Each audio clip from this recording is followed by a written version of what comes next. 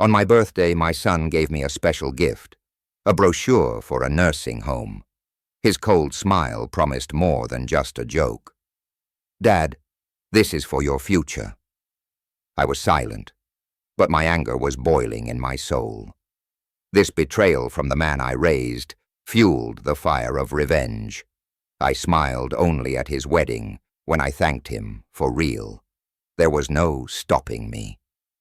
Before we continue, please subscribe to the channel and let us know where you're listening in the comments. My fingers stopped moving the moment I saw it. The tissue paper fell away like autumn leaves. And there it was, a glossy brochure with smiling elderly faces and cheerful yellow lettering. Sunset Manor, your new chapter begins here. The monthly rates were circled in red pen, bold numbers that made my stomach drop. "Happy birthday, Dad." Chris stood in my living room doorway, his smile sharp as winter ice. "It's time you moved somewhere more suitable."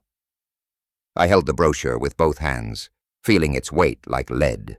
The coffee table beneath it seemed miles away. Around us, my house, the house Susan and I bought 37 years ago, suddenly felt foreign. "Chris, what is this?" He walked to the mantel, picking up a framed photo of his college graduation. "I'm getting married next month, Dad. Meredith and I need the house to start our family." His voice carried that matter-of-fact tone he used when selling cars at the dealership. "You're 62. This is practical." The birthday cake sat untouched on the kitchen counter. 62 candles melted into colorful puddles. I'd blown them out an hour ago, making a wish for my son's happiness. The irony tasted bitter now. "You and Meredith can live here with me for the first year," I said, setting the brochure down carefully. "There's plenty of room." Chris laughed, but it wasn't the sound I remembered from his childhood. This laugh had edges. "Dad, that won't work. We need our privacy, our space." He moved toward the stairs, then stopped. "Look, I've been thinking about this for months. If you won't give me the house willingly, I'll take it anyway. Take it. You put my name on the deed. Remember, after Mom died, you said it was so I'd always have a home." He started climbing the stairs, each footstep deliberate. "Well, now I need that home." I followed him to the bottom of the staircase, watching as he disappeared around the corner. Drawers began opening and closing above me. The sound of hangers scraping against metal rods filled the quiet house. "Chris, this is still my home." No response, just the thud of items being thrown into bags, the creak of floorboards under hurried feet. I returned to the living room, picked up the nursing home brochure again. The elderly people in the photos look content, but their smiles seem painted on. 20 minutes later, Chris reappeared with an empty suitcase, heading for the front door. He paused, looking back at me with those blue eyes, Susan's eyes that I'd once found so much comfort in. "I'll be staying at the Hampton Inn until the wedding," he said. "You have a month to think about this, Dad, but my mind's made up." The door clicked shut behind him, leaving me alone with the brochure and the sound of his footsteps on the porch stairs. Through the window, I watched him load the suitcase into his Honda Civic, the same car I'd helped him buy 3 years ago. The engine started with a familiar rumble, and then he was gone, leaving only tire tracks in my driveway and the echo of his ultimatum hanging in the air. The ceiling creaked above me like old bones settling. Drawer after drawer slammed shut, followed by the scrape of hangers being swept across metal rods. I sat in my recliner, the nursing home brochure still in my hands, listening to my son systematically erase himself from my house. A heavy thud shook the chandelier, then another. Chris's footsteps moved across the floor in determined patterns. Closet to dresser, dresser to bed, bed to door. The sounds painted a picture I didn't want to see. My boy packing his life into boxes and bags, preparing to walk away from everything we'd built together. I stood and walked to the base of the stairs, gripping the banister. "Chris, can we talk about this?" Silence. Then the squeak of his bedroom door opening, his footsteps headed toward the bathroom now. The medicine cabinet clicked open and shut. Even his toothbrush was leaving me. The house felt different already, like something vital had been switched off. I wandered into the kitchen past the untouched birthday cake and stared out of the window at Mrs. Patterson working in her garden next door. She'd known Chris since he was 7, had watched him grow from a boy who needed help reaching the cookie jar to this stranger demanding my home. When Susan died 15 years ago, Chris had been my anchor, 14 years old, and trying to be the man of the house. He'd helped me learn to cook, reminded me to pay bills, sat with me during those first terrible months when grief felt like drowning. I'd worked double shifts at the electrical company to pay for his college, to give him everything I never had. The overtime hours, the weekend jobs, the sacrifice. It had all felt worthwhile when I saw him graduate, watched him build his career. Heavy footsteps on the stairs interrupted my memories. Chris appeared in the kitchen doorway, a duffel bag slung over his shoulder, a cardboard box under his arm. His movements were efficient, businesslike. "I'm taking my laptop and the tools you gave me last Christmas," he said, not quite meeting my eyes. "Those tools belong to your grandfather.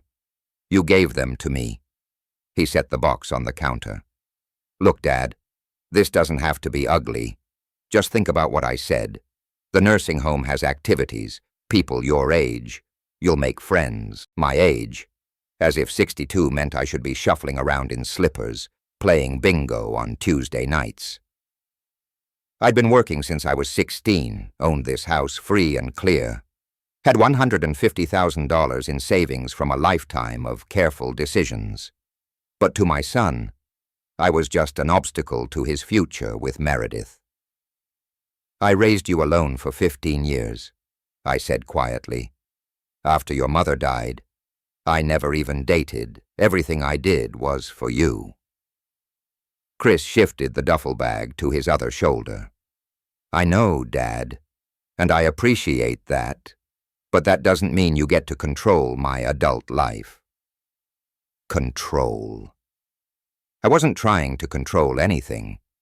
I was trying to understand how the boy who used to fall asleep in my lap watching baseball games had become this cold stranger, demanding my house. He made 2 more trips upstairs, coming down each time with more pieces of his life, the baseball trophies from the mantel, the framed photo of him and Susan at his high school graduation, the acoustic guitar I'd bought him for his 16th birthday, even though he'd barely played it. On his final trip, I followed him outside. The Honda sat in the driveway, packed tight as a moving truck. Mrs. Patterson had stopped her gardening to watch, her pruning shears forgotten in her hands. Chris slammed the trunk shut and turned to face me. For a moment, something flickered in his expression. Maybe guilt, maybe regret. But it passed quickly. "I'll call you," he said. "When?" "When you're ready to be reasonable." He climbed into the driver's seat, started the engine. I stood on my porch steps, watching him back out of the driveway where he'd learned to ride his bike, where I'd taught him to change oil, where we'd played catch on summer evenings until the streetlights came on. The Honda disappeared around the corner, tail lights fading into the early evening Mrs. Patterson gave me a sympathetic wave before going back inside. The neighborhood settled into its usual quiet, but the silence felt different now, heavier, more complete. I walked back through my house, noting the empty spaces. Chris's room looked cavernous without his furniture, just carpet impressions where his desk and dresser had stood. The bathroom medicine cabinet gaped open, empty shelves staring back at me. Even the refrigerator seemed hollow. He'd taken the leftover pizza and the energy drinks I'd bought for his visits. In the living room, I sat down in my recliner and picked up an old photo that had fallen behind the coffee table. Chris, at age 7, gap-toothed and grinning, sitting on Susan's lap at his first baseball game. Susan's hand rested on his head, her wedding ring catching the camera flash. Both of them looked so happy, so certain that everything would always be this simple. My phone buzzed in my pocket, vibrating against my leg like a trapped insect. I pulled it out and stared at the screen, hoping to see Chris's name, ready to apologize for whatever I'd done wrong. But it wasn't Chris calling. It was someone else entirely. And as the phone continued ringing in my hands, I realized that my quiet evening was about to become much more complicated. The morning air bit up my face as I shuffled down the driveway in my bathrobe and slippers. Mrs. Patterson was already loading her car for work, briefcase in one hand, travel mug in the other. She waved, and I managed a weak smile back. The mailbox creaked open, revealing the usual stack of bills and catalogues. But on top sat something different, a thick cream envelope with my name printed in elegant script. Back inside, I set my coffee mug on the kitchen table and studied the envelope. The return address was embossed gold. Hartwell and Associates, Legal Counsel. My hands trembled slightly as I tore it open, the expensive paper crisp between my fingers. The letterhead was formal, intimidating. Below it, typed in cold legal language. Dear Mr. Collins, due to unforeseen circumstances, your invitation to the wedding of Christopher Michael Collins and Meredith Ann Stone, scheduled for April 15th, 2025, is hereby rescinded. The ceremony and reception will proceed as planned, but your attendance is no longer requested. Sincerely, Hartwell and Associates, on behalf of the Stone family. I read it 3 times before the words sank in. Unforeseen circumstances, as if my refusal to hand over my house was some natural disaster, something beyond anyone's control. I set the letter on the table and stared at it, feeling like I'd been punched in the stomach. My phone rang. Tom's name flashed on the screen. My younger brother, the only family I had left, besides Chris. Gary, buddy, I've been thinking about your boy's wedding. Should I fly in on Friday or Saturday? And didn't you say something about Martha coming as your date? I cleared my throat. Tom, there's been a complication. What kind of complication? How do you explain to your brother that your son has legally disinvited you from his own Uffy wedding? That the boy he helped raise after Susan died, the kid who called him Uncle Tommy and spent summers at his house in Iowa, had chosen a cold letter from lawyers over a conversation. Chris and I had a disagreement. I won't be attending. You won't be. Tom's voice cracked. Gary, it's your son's wedding. What kind of disagreement could possibly? The kind that involves lawyers, apparently. The silence stretched between us. Tom had been there for everything. Susan's funeral, Chris's graduation, the night I'd called him crying because I didn't know how to help my 14-year-old son with algebra. He'd never heard this tone in my voice before. Jesus, Gary, what happened? I'll explain later. I need to make some phone calls. The next call was harder. Martha, Susan's sister, had been excited about the wedding for weeks. She'd even bought a new dress, something blue that she said made her feel elegant. Now I had to tell her she'd bought it for nothing. Gary, is everything all right? You sound strange. Martha, I need to cancel our plans for Chris's wedding. Cancel? Honey, the wedding is next month. I've already arranged the time off work. There won't be a wedding. Not for us, anyway. I explained as little as possible. watching her enthusiasm crumble through the phone line. By the time I hung up, I felt like I'd ruined her entire spring. The expensive suit still hung in my bedroom closet, tags dangling from the sleeve. I'd bought it at Men's Warehouse, splurged on the wool blend because I wanted to look good for my son's big day. The salesman had assured me it was perfect for weddings, and I'd imagined Chris introducing me to Meredith's family, proud to show off his father. Now the suit looked like a monument to my stupidity. $400 for an outfit I'd never wear for a role I'd never play. Father of the groom.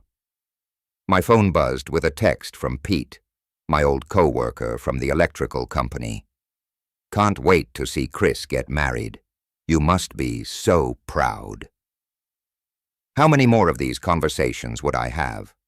How many friends and neighbors would ask about the wedding, forcing me to explain that my own son had decided I wasn't welcome? The humiliation burned in my chest, mixing shame with an anger I hadn't felt since Susan's diagnosis. I walked to the dining room where Chris's wedding gift sat wrapped in silver paper, a set of sterling silver flat-air that had cost me $800. The Waterford pattern, something elegant that would last a lifetime, something that would remind them of me every time they hosted dinner parties in my house. The irony was bitter as black coffee. I'd spent weeks choosing that gift, imagining Chris opening it with Meredith, both of them appreciating the quality, the thoughtfulness. Instead, it sat on my table like a tombstone, marking the death of illusions I should have buried years ago. I picked up my phone again, scrolling through my contacts. My finger hovered over different names. Tom, Martha, even Father Mackenzie from St. Mary's, where Chris had been confirmed. But what would I tell them? That I'd raised a son who chose cruelty over conversation, that the boy I'd sacrificed everything for had hired lawyers to keep me away from his wedding. The cursor blinked over Chris's name. I could call him, try to explain, maybe even apologize for whatever I'd done wrong. But as I stared at his contact photo, a picture from last Christmas when he'd seemed happy to be home, I realized something had fundamentally changed. The boy in that photo was gone, replaced by someone I didn't recognize. My thumb moved away from Chris's name and landed on another contact instead, someone who might actually understand what I was going through, someone who'd been there through all of this before in different ways. As the phone began to ring, I felt something shift inside me. Not quite hope, but something harder, more determined. The computer screen glowed in the dim light of my home office, cursor blinking like a heartbeat in the empty email field. Through the doorway, I could see the dining room table where Chris's wedding gift still sat, wrapped in silver paper, mocking me with its useless perfection. I'd been sitting here for 20 minutes. 20 minutes, typing words and deleting them, trying to find the right tone for what needed to be said. My fingers found the keys and started typing. Chris, since I'm not welcome at your wedding, I won't be contributing to the expenses we discussed. The $15,000 I promised for catering and music will remain in my account. Best wishes for your future. Dad. I deleted Dad and typed Gary, then deleted Gary and typed your father. Finally, I left it unsigned. Coldfax didn't need warm signatures. My finger hovered over the send button. $15,000. Money I'd saved by working extra jobs last winter. Fixing Mrs. Patterson's electrical problems for cash. Skipping the vacation to Florida I'd been planning since Susan died. Every dollar represented hours of my life. Sacrifice for a son who discarded me like old furniture. I clicked send. The email disappeared into cyberspace, carrying with it my contribution to Chris's perfect day. I leaned back in my chair and felt something I hadn't experienced in days. Satisfaction. It tasted different from the bitterness that had been coating my tongue since the nursing home brochure. This was cleaner, sharper, like the first bite of winter air. My phone sat silent on the desk. No immediate response, which surprised me. Chris usually replied to texts and emails within minutes, especially when money was involved. I opened my banking app and looked at the wedding fund I'd carefully built over the past year. $15,437. Money that was staying exactly where it was. I closed the laptop and walked to the kitchen where I made myself a sandwich, turkey and Swiss on the good bread I usually saved for company.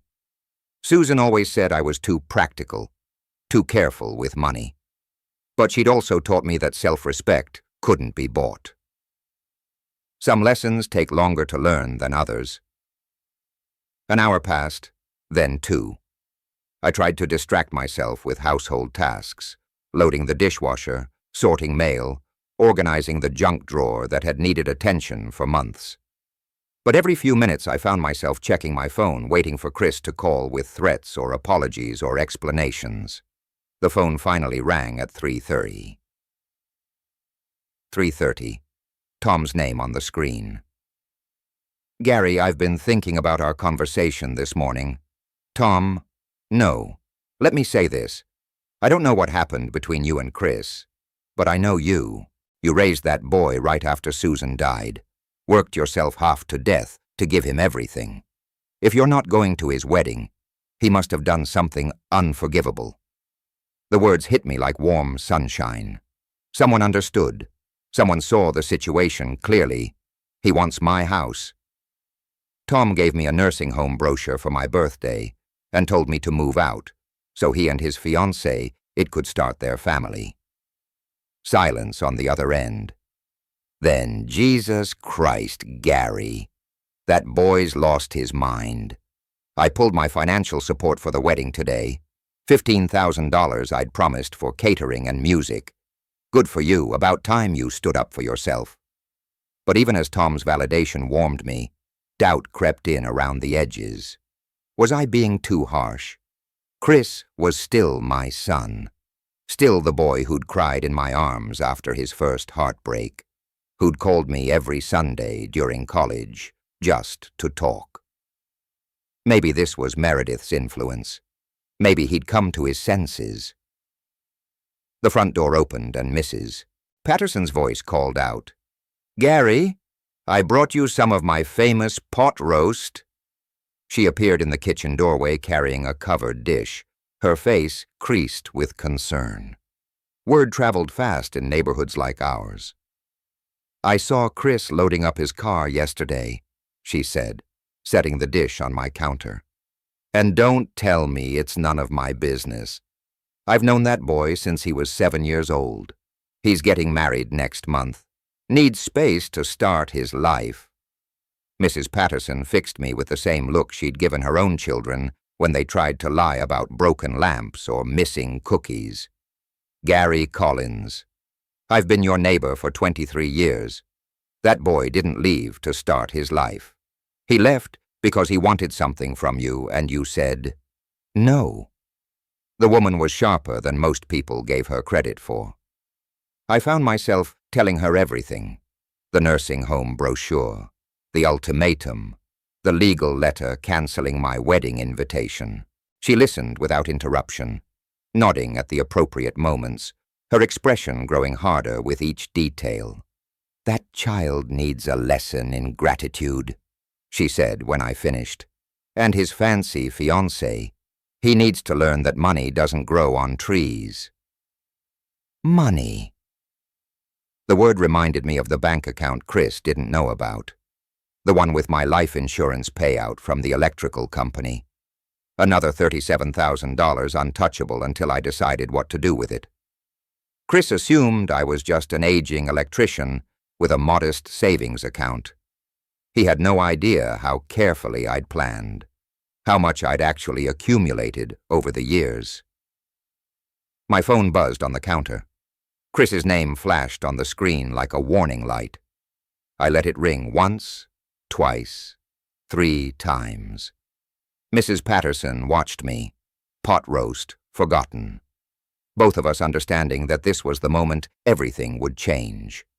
My hand reached for the phone, then stopped. "You don't have to answer that," she said quietly, but I did have to answer it. Not because I owed Chris anything, but because I needed to hear his voice, needed to understand exactly what I was dealing with.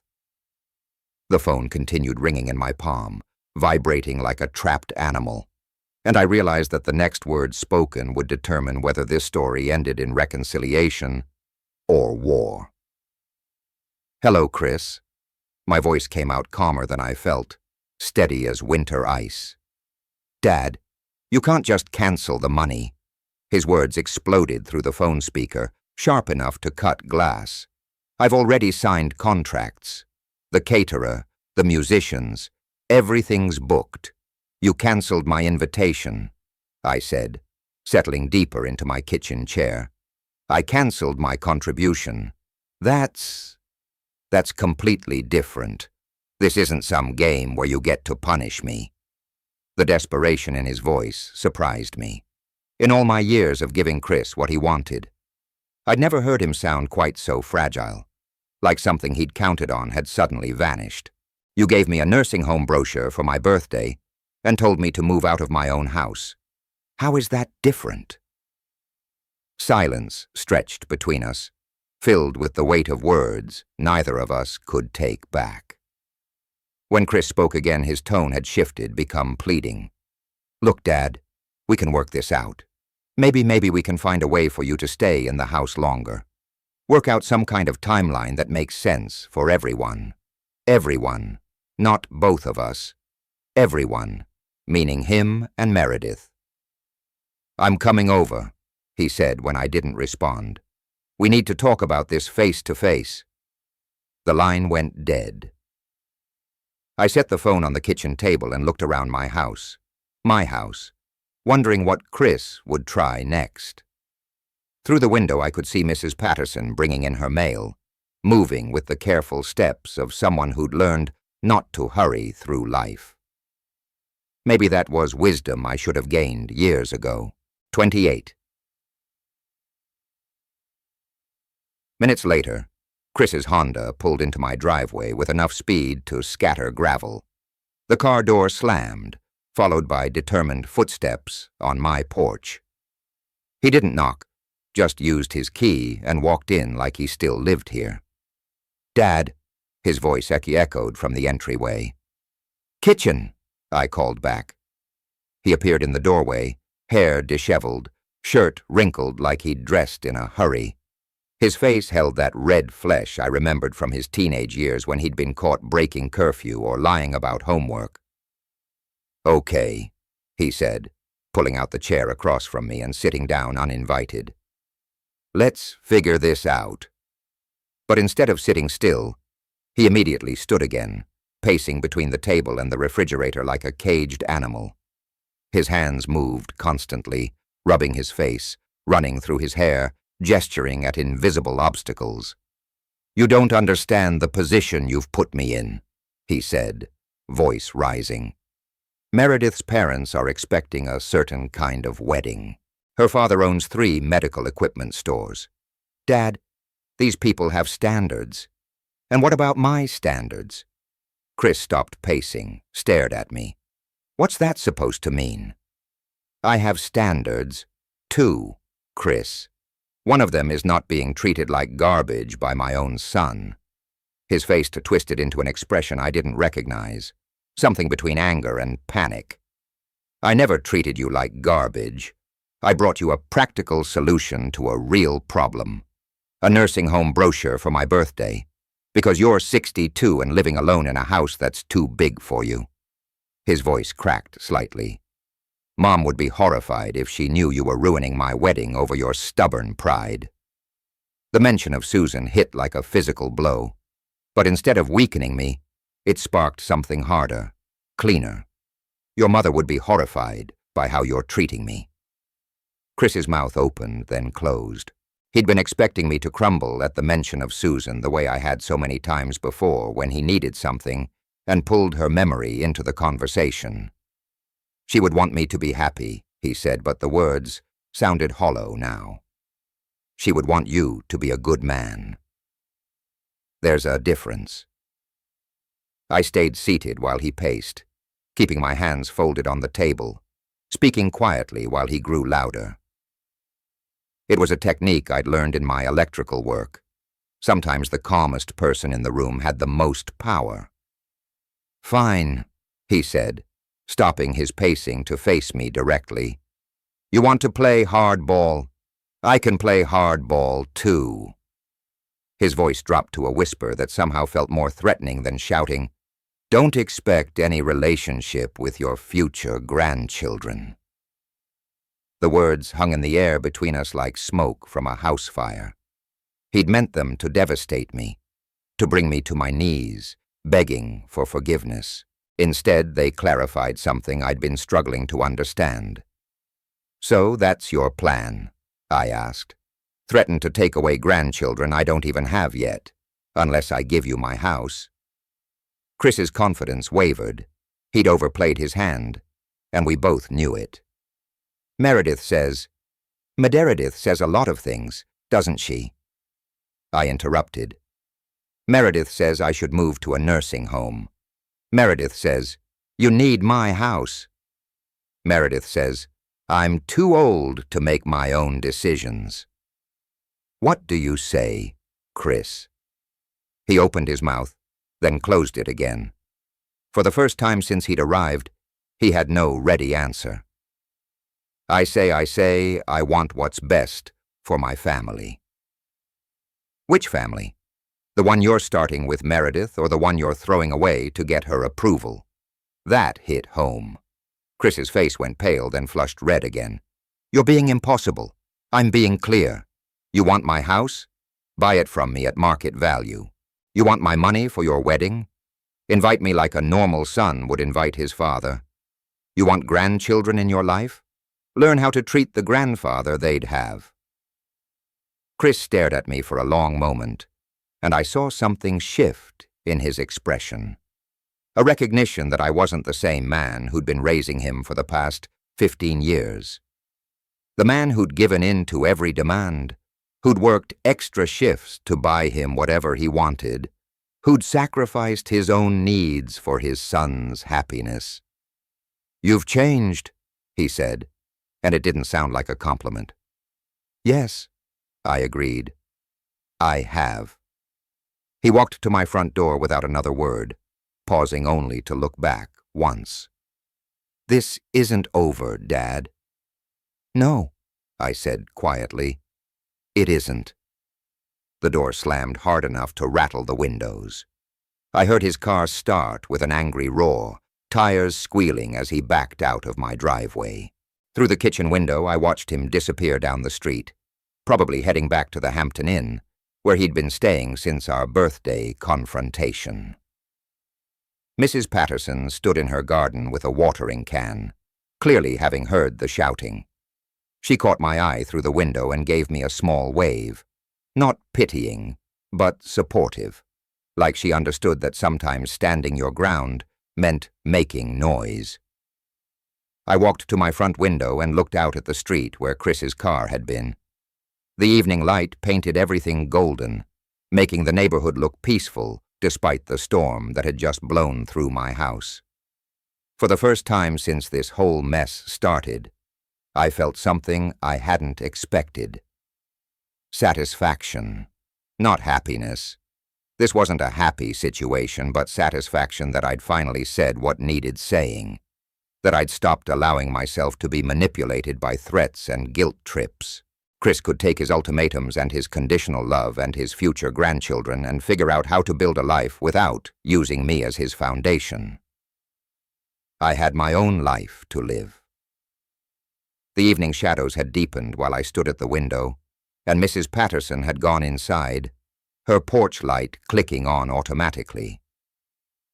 I moved away from the glass and found myself walking toward the stairs, drawn by some impulse I couldn't name. My feet carried me to Chris's old bedroom, where I stood in the doorway, looking at the empty space he'd left behind. The room felt larger without his furniture, but somehow smaller, too, like a deflated balloon. Dust particles danced in the last rays of sunlight streaming through the windows, and I could still smell the faint trace of his cologne, the expensive stuff Meredith had bought him last Christmas. I stepped inside and sat on the edge of the bed he'd slept in from age 7 until last week. The mattress dipped under my weight, springs creaking with familiar sounds that took me back to Storytime and sick days and Christmas mornings when he'd bounce on this same mattress, too excited to stay under the covers. His baseball trophy still sat on the dresser, 3rd place in the City Little League Championships when he was 11. I'd taken a vacation day to watch that game, cheering from the bleachers while Susan kept score in her careful handwriting. Chris had gotten the game-winning hit, and afterward we'd gone for ice cream at Dairy Queen, where he'd insisted on ordering the largest sundae on the menu. "Dad, do you think I'll play in the major leagues someday?" he'd asked, chocolate sauce smeared across his chin. "Maybe," I'd said, not wanting to crush his dreams with talk of statistics in reality.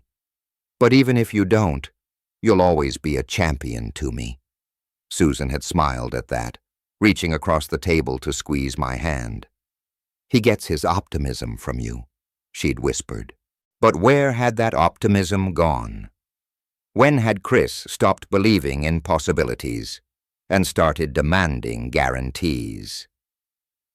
I stood and walked to the doorframe where we'd marked his height every birthday. Black ink lines climbing the white paint like a growth chart for our hopes. 5 feet 2 inches at 13, 5'8" at 16, 6 feet even at 18 when he'd finally surpassed my own modest height, and teased me about looking down at his old man. Susan had been gone by then, cancer taking her when Chris was 14, and still figuring out how to be a teenager. I'd tried to be both parents, working double shifts at the electrical company to pay for the things I thought he needed. New clothes, a car for his 16th birthday, college tuition at the state university where he'd wanted to study business. Maybe that was my mistake. Maybe I'd confused providing for him with loving him, confused giving him things with giving him guidance. Susan had always been the disciplinarian, the one who set boundaries and enforced consequences. I'd been the soft touch, the parent who said yes when she would have said no. "Love with boundaries," she used to say. "That's how you raise a child who knows their worth, without thinking they're worth more than everyone else." But after she died, the boundaries had seemed less important than his happiness. He'd been grieving, too, and if buying him things, or letting him stay out late, or skipping chores made him smile, it had felt like a small victory in a house that had become too quiet, too sad. I found the old photo album in the bottom drawer of his dresser, one of the few things he'd left behind. Flipping through the pages, I watched our life in reverse. High school graduation, family vacations before Susan got sick, Christmas mornings with the trees surrounded by carefully wrapped presents. There was Chris at age 8, grinning with a missing front tooth, holding up a fish we'd caught at Lake Washington. Susan stood behind us both, her hands on our shoulders, looking more beautiful than any woman had a right to look in fishing clothes. "You spoil him," she'd said on the drive home that day, but she'd been smiling. "Someone has to," I'd replied. "Life will be hard enough when he's older." But I'd kept spoiling him even after life got hard, even after Susan wasn't there to balance my indulgence with her wisdom. Every time Chris had needed money for something, car repairs, spring break trips, the security deposit on his first apartment, I'd written the check. Every time he'd made a mistake, failing a class, getting a speeding ticket, losing a job, I'd fixed it. When had helping him become enabling him? When had love become the same thing as surrender? The answer came to me as I turned to a photo from 2 Christmases ago, the first time Chris had brought Meredith home. She sat on this same bed, perfectly dressed, even in casual clothes, smiling for the camera, while something cold lurked behind her eyes. Even then, I'd sensed something calculating about her, the way she'd noted the size of my house, the quality of the furniture, the neighborhood location.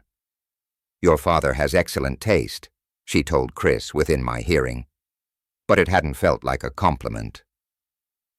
After that visit, Chris had started making comments about my big empty house and asking questions about my retirement plans, casual observations that hadn't seemed casual at all. Meredith had been planting seeds, and I'd been too trusting to see them sprouting. I closed the photo album and looked around the empty room one more time. This had been Chris's sanctuary, his safe place, the room where I'd read him bedtime stories and helped him with homework and bandaged scraped knees. But it was also the room where he'd learned that wanting something was the same as deserving it, where he'd discovered that emotional manipulation worked better than honest conversation. Maybe this emptiness was fitting. Maybe it was time for this room to be empty, for Chris to find his own way without the safety net of my unconditional support. I picked up the Father's Day card I'd found wedged behind the dresser, construction paper and crayon, from when he was maybe 7 years old. In his careful printing, it read, "To the best dad ever. Thank you for always being there. Love, Chris. Always being there." That's what I thought love meant. But maybe being there for someone meant something different than always saying yes to them.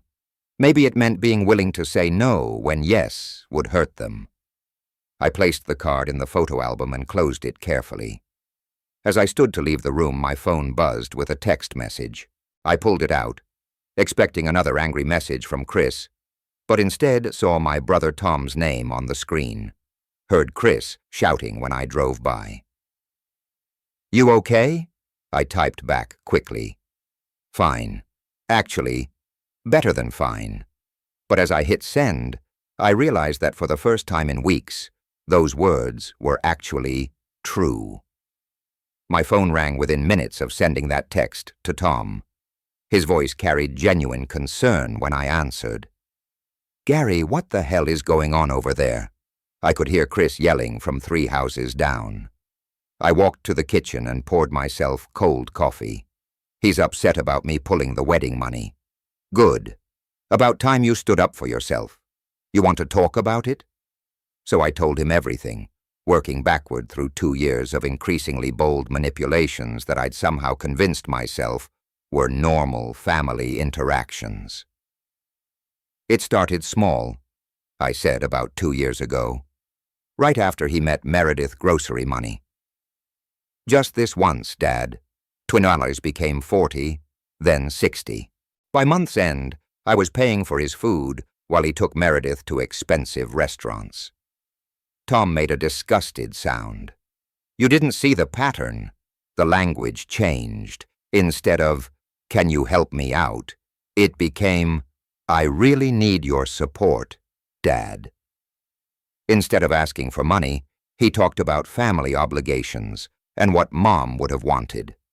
I told Tom about the car repair incident, $800 for transmission work that turned into a casino weekend with Meredith, about the engagement ring I'd funded because Chris had spent his savings on a truck, about Christmas dinner, where Meredith had criticized every room in my house while Chris nodded along. "She was shopping for your house," Tom said, and I was too polite to see it. After dinner, Chris told me how perfect the house would be for raising children, how grateful they'd both be if I'd consider letting them move in. I pressed my forehead against the window. 2 weeks later, the nursing home brochure showed up. Tom was quiet for a long moment. "Gary, this wasn't love. This was a con game. Other people saw it too," he continued. "Last family reunion, Aunt Martha said Chris had changed, that she was worried about how he talked to you." After we hung up, I sat at my computer and researched the Hilton Garden Inn wedding packages, premium catering, bar service, music. The costs added up fast.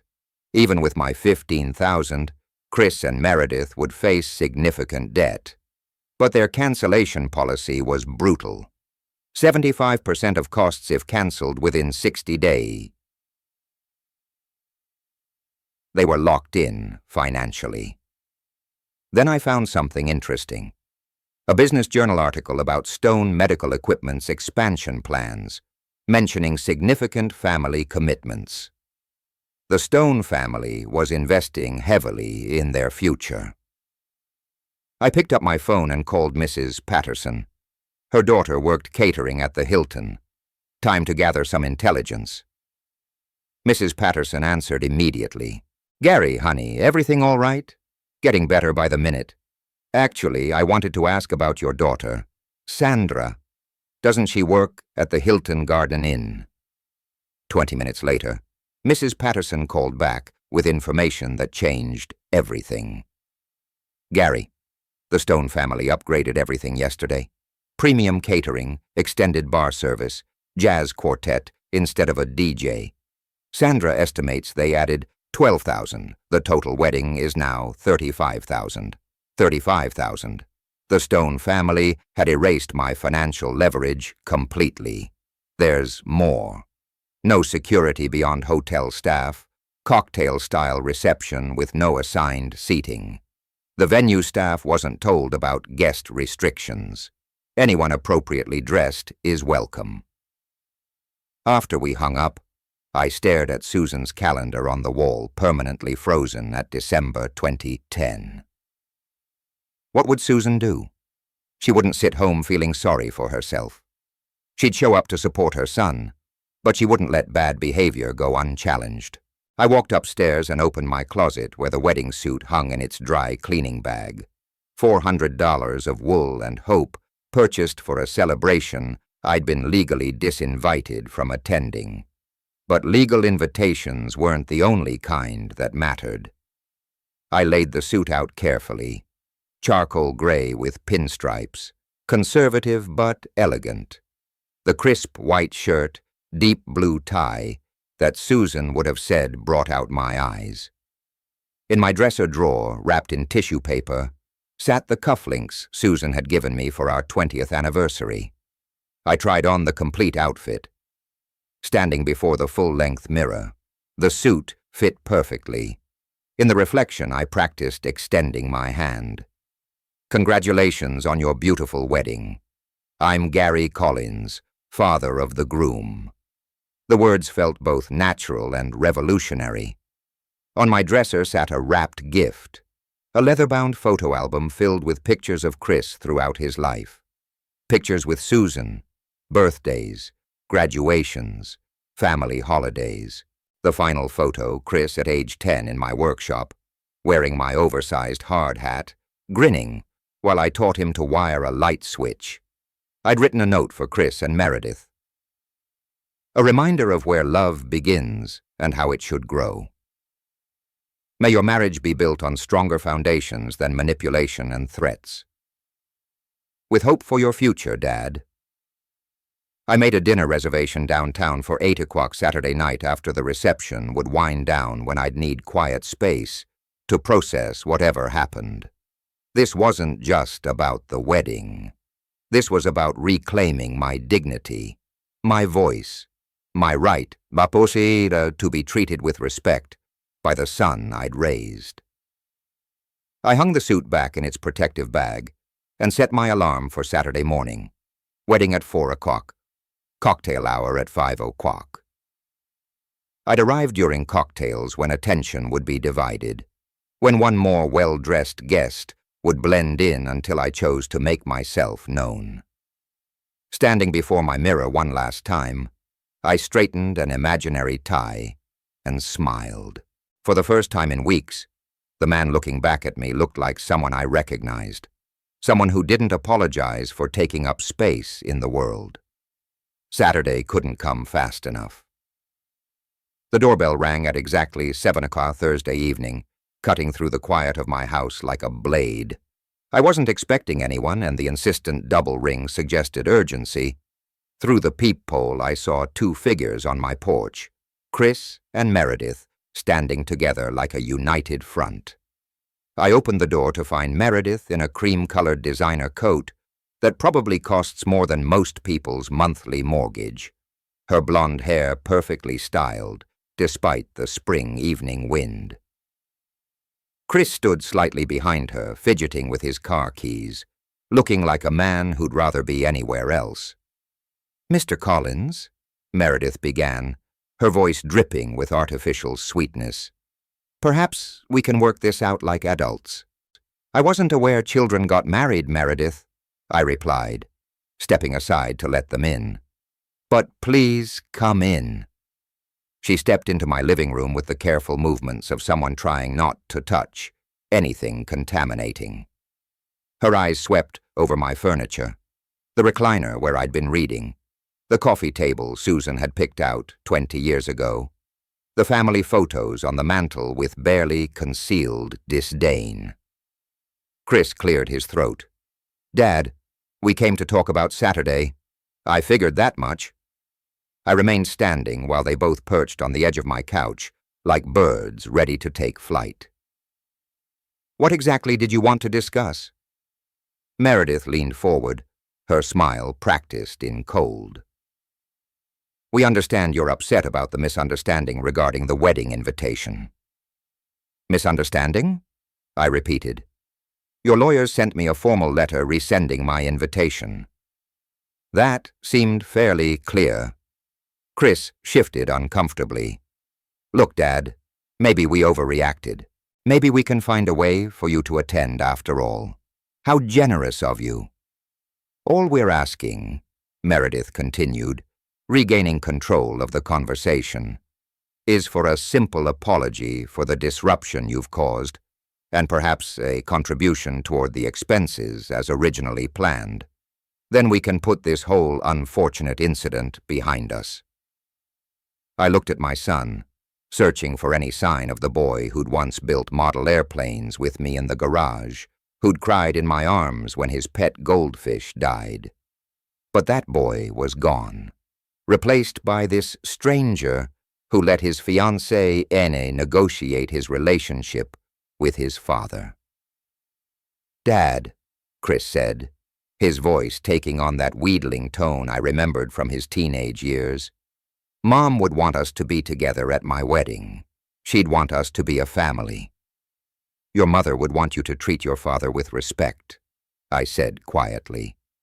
"She would never have tolerated the way you've behaved these past few weeks." Meredith's mask slipped slightly. "Mr. Collins, you're being unreasonable. Chris has been very patient with your difficulty in accepting change." "My difficulty?" I laughed, but there was no humor in it. "My difficulty is watching my son turn into someone I don't recognize." "Dad, please." Chris leaned forward, his hands clasped together. "Other people are asking questions. Uncle Tom keeps calling. Aunt Martha wants to know why you're not involved in the wedding planning. It's getting complicated, so that was it. The social pressure was making them uncomfortable. Family members were questioning the narrative they'd created, wondering why the father of the groom was mysteriously absent from his son's wedding celebration." "Complicated how?" I asked. Chris exchanged a glance with Meredith before answering. "People want to know why you're not giving a father of the groom speech, why you haven't been to any of the pre-wedding dinners, why your name isn't on the wedding programs. And what have you been telling them?" "That you've been under the weather," Meredith said smoothly, "that you're having some health issues." "Health issues?" They'd been telling our family and friends that I was sick, creating a story that made me the problem while preserving their image as caring young people dealing with a difficult situation. "This is your last chance," Meredith said, dropping the pretense of sweetness. "Either you apologize and contribute the money you promised, or you remain permanently excluded from your son's life. That includes any future grandchildren." I stood up slowly, feeling something settle into place inside me, a calmness I hadn't experienced since this whole nightmare began. Oh, I plan to be very much a part of Saturday. The certainty in my voice seemed to surprise them both. Chris's eyes narrowed. What's that supposed to mean? It means exactly what I said. I walked to the front door and opened it. I think we're done here. They stood reluctantly, Meredith's facade cracking further as she realized their negotiation had failed completely. At the door, she turned back with venom in her voice. You'll regret this, old man. You'll never see your grandchildren. I closed the door behind them and walked immediately to my bedroom, where I took the wrapped gift from my dresser and held it in my hands. Inside this elegant box lay something that would change everything on Saturday, something that would finally show Chris and Meredith the true cost of treating family like obstacles to be eliminated. Tomorrow was Friday, one more day to prepare for the moment when Gary Collins would remind everyone exactly what kind of man he really was. Saturday afternoon arrived with perfect April weather, clear skies, gentle breeze, 72 degrees. I dressed with deliberate care. Charcoal suit, crisp white shirt, deep blue tie, Susan's sapphire cufflinks catching the light. The drive to the Hilton Garden Inn took 12 minutes through familiar streets toward what might be the most important moment of my adult life. The cocktail reception was in full swing when I entered the garden ballroom. Round tables with ivory linens, white roses, jazz quartet by the windows. Elegant, expensive. Exactly what Meredith demanded. I spotted Tom immediately near the bar, scanning the crowd. Gary, his face lit up. I wasn't sure you'd come. Plans changed, I said. Simply. I couldn't miss this. Around us, relatives began noticing my presence. Aunt Martha waved, confused, but relieved. Uncle Pete approached, struggling to understand why the father of the groom had been mysteriously absent. We were worried when we heard you were under the weather, Pete said. I'm feeling better than I have in weeks, I replied, truthfully. That's when Meredith spotted me. Her champagne flute froze halfway to her lips, face cycling through surprise, horror, panic. She hurried toward the wedding party area. Within seconds, Chris appeared, face flushed red as he spotted me and began pushing through guests with determined strides. I continued greeting people calmly, while Chris approached like a man preparing for battle. Dad. His voice was a tight whisper. You need to leave right now. You're not invited. I'm here to celebrate my son's wedding. I replied loudly enough for nearby guests to hear. Isn't that what fathers do? People turned to watch, sensing conflict. Meredith appeared at Chris's elbow, panic barely controlled. This is our day, she hissed. You're ruining it. The day is young, I said pleasantly. I haven't started celebrating yet. I'm calling security if you don't leave, Chris threatened. That would certainly make an impression on your guests, I observed as family members watched our exchange openly. Stone family members murmured among themselves, confused by the drama. Wedding party members stood frozen, unsure how to handle a situation etiquette lessons never covered. What do you want? Chris asked, voice cracking. I want to give you your wedding gift, I said, holding up the wrap box. Isn't that what fathers do? Before they could respond, I walked toward the DJ booth, where a young man managed the music and microphone. Behind me, Chris and Meredith's urgent whispers followed my movement across the room.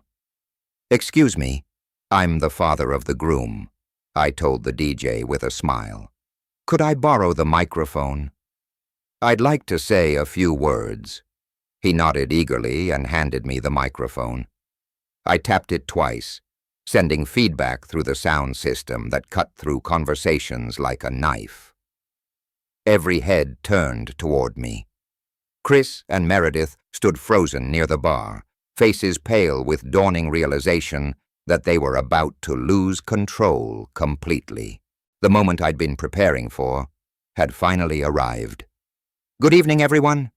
My voice carried clearly through the ballroom, reaching every corner where wedding guests stood, with champagne glasses frozen halfway to their lips. For those who don't know me, I'm Gary Collins, Chris's father. A complete hush fell over the room. Servers stopped moving between tables. The jazz quartet lowered their instruments, and even the hotel staff in the back of the room paused their work. Every face turned toward me, expressions ranging from polite attention to growing confusion as people tried to understand why the father of the groom needed to introduce himself. I held up the wrapped gift in my free hand, letting everyone see it clearly. I had planned to give Chris this tonight, but circumstances have changed. From the corner of my eye, I could see Chris pushing through the crowd toward me, his face desperate. But Tom stepped into his path, placing a firm hand on his nephew's shoulder. Other family members formed a subtle barrier, sensing that something important was happening, and determined to let it unfold. Inside this box, I continued, my voice steady and clear, are the keys to a beautiful 3-bedroom home on Elm Street. I purchased it last month as a wedding gift for my son and his bride, thinking it would be the perfect place for them to start their new life together. Gasps rippled through the crowd. Several older women pressed their hands to their hearts, clearly moved by what they assumed was an incredibly generous gesture. The Stone family members exchanged glances, probably calculating the value of such a gift, and adjusting their opinion of the modest electrician they'd been told was Chris's father. "But 2 weeks ago," I said, pausing to let the anticipation build, "Chris gave me a very different kind of gift for my 62nd birthday. The room was so quiet, I could hear the ventilation system humming." Meredith stood motionless near the bar, her face pale as winter frost. "He gave me a brochure for a nursing home," I said. Simply, along with a demand that I give him my house so he and Meredith could have somewhere appropriate to live. The change in the room was immediate and electric. Smiles faded from faces replaced by shock and dismay. I heard Aunt Martha make a small sound of distress, saw Uncle Pete's jaw drop open. Tom nodded grimly, his hand still firmly planted on Chris's shoulder. When I suggested we could all live together while they saved for their own place, I continued. I was told that wouldn't work. When I asked for time to consider their request, I was given an ultimatum. Move to the nursing home willingly, or have the house taken from me anyway. Stone family members were now staring at Meredith with expressions of horror and embarrassment. Her father, a distinguished man in his 60s, looked like he'd been physically struck. Then, after Chris moved out of my house, I received a legal letter formally rescinding my invitation to this wedding. Apparently, my presence wasn't required at my own son's celebration. The sound that went through the crowd was part gasp, part collective intake of breath. Several people began crying openly, not tears of joy for the bride and groom, but tears of sorrow for a father who'd been treated so callously by his child. I looked directly at Chris, who had stopped trying to reach me and now stood frozen in the middle of the crowd, his face cycling through shame, anger, and panic. My late wife, Susan, raised Chris to be a good man, I said, my voice carrying the weight of 15 years of grief and disappointment. She would be heartbroken to see what he's become. She would be horrified to know that her son chose cruelty over compassion, manipulation over honesty. "Dad, please," Chris's voice cracked as he called out. But I continued speaking. I realized that giving someone everything they demand isn't love. It's enabling. It's teaching them that other people exist to serve their wants, rather than to be respected as human beings with their own worth and dignity. I held up the house keys, letting them catch the ballroom lights. These keys were meant to be given with love to celebrate the beginning of a marriage built on mutual respect and shared values. Instead, they'll go to someone who understands the difference between asking for help and demanding what isn't theirs. Meredith finally found her voice. This is completely inappropriate. This is our wedding day." "Yes, it is," I agreed. "And I hope you remember this day for the rest of your marriage. I hope you remember the moment when a father's love was met with legal threats and nursing home brochures." I set the microphone back on its stand with careful precision. The silence in the room was deafening. No clinking glasses, no murmured conversations, no rustle of fabric as people shifted in their seats. Just complete, absolute quiet as 200 people processed what they just heard. "I wish you both well," I said, my voice carrying clearly without amplification. "But I won't be funding or supporting a marriage built on manipulation and disrespect." I began walking toward the exit, the wrapped gift still in my hand. As I moved through the crowd, people parted to let me pass. Some reached out to touch my arm supportively. Tom, Aunt Martha, Uncle Pete, even some of Chris's friends, who looked stricken by what they'd learned about their friend's character. Behind me, I could hear Meredith's desperate voice trying to restore normally. "Everyone, please, let's not let this unfortunate outburst ruin our celebration." But the damage was done. The carefully constructed facade of their perfect wedding had crumbled, replaced by the truth of what their relationship had cost. As I walked steadily toward the ballroom exit, I felt lighter with each step, as if I was shedding years of accumulated disappointment and replacing them with something far more valuable: self-respect. The door was only 20 feet away when I heard Chris's voice behind me, desperate and pleading. "Dad, wait." I paused with my hand on the door handle, then turned to see Chris pushing through the silent crowd, tears streaking his face, expensive wedding attire wrinkled from desperate movement. "Dad, please don't leave like this," he called out, voice breaking. "We can work this out. I'm sorry. Okay, I'm sorry. Just please stay, and we'll fix everything." The entire room watched our final confrontation. Tom stood with tears in his eyes. Even the Stone family looked stricken. Finally understanding their daughter's manipulation, I looked at my son and saw flashes of the boy he'd been crawling into my bed during thunderstorms, making Father's Day cards with construction paper. "Chris," I said gently, "the time for apologies was before you decided to humiliate me, before you let Meredith convince you that your father was an obstacle. You can't just abandon your only son on his wedding day. I'm not abandoning you. You abandoned our relationship when you chose manipulation over honesty. What about Mom? She'd want us to stay together. Your mother would want you to treat people with respect, especially family. She would never have tolerated you giving me a nursing home brochure. I'll give you back the house. I'll do whatever you want. Some things can't be fixed with last-minute promises, son. Some choices have consequences." Meredith appeared. "Mr. Collins, let's discuss this privately."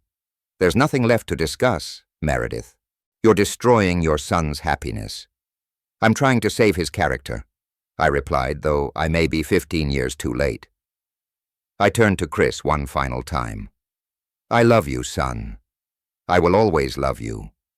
but I won't enable you anymore. I pushed open the door and walked into the lobby. In my car, I sat looking back at the hotel, feeling completely at peace for the first time in months. The drive home took me through familiar streets that looked different now, like I'd rejoined a world where people treated each other with respect. I pulled into my driveway and looked at my house, truly mine now. As I walked to my front door, my phone started ringing. Chris's name flashed on the screen. I looked at it for a long moment, then turned it off and slipped it into my pocket. I put my key in the lock and opened the door to my home, stepping into a future I'd chosen for myself. The phone stayed silent, and for the first time in years, the silence felt like peace. If you like this story, please like this video, subscribe to the channel, and share your impressions of this story in the comments. To listen to the next story, click on the box on the left. Thank you for watching.